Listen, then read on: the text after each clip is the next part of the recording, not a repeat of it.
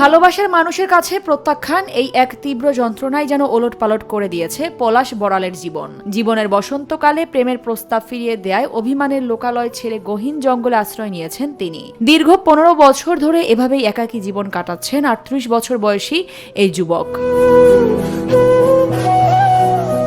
জানা যায়, কৃষক ছোট্ট বড়ালের ছেলে পলাশ একসময় সাধারণ জীবন যাপন করতেন, কিন্তু তরুণ বয়সে পাশের গ্রামের এক কিশোরীকে ভালোবেসে প্রত্যাখ্যানের শিকার হওয়ার পর থেকেই তিনি মানসিক ভারসাম্য হারিয়ে ফেলেন।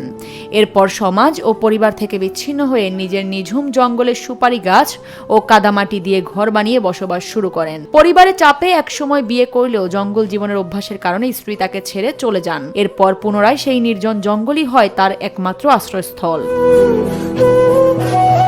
বর্তমানে 3 ভাই ও 1 বোনের মধ্যে তৃতীয় পলাশ। এলাকায় তিনি এখন মানসিক ভারসাম্যহীন হিসেবে পরিচিত। তবে নিজের এমন করুণ অবস্থার জন্য তিনি কাউকে দোষারোপ করেন না, বরং দীর্ঘশ্বাসের সাথে তিনি বলেন, আমি কাউকে দোষ দিই না, আমার ভাগ্যই এমন। সব হারিয়েও তিনি মানুষটাকে এখনো ভালোবাসেন। তবে দীর্ঘ 15 বছরের নিঃসঙ্গতা তাকে যেন এক অজানা অতল গহ্বরে ঠেলে দিয়েছে। আরিফা পুষ্প, নিরপেক্ষ। নিরপেক্ষ, সত্য প্রকাশে আপোষহীন।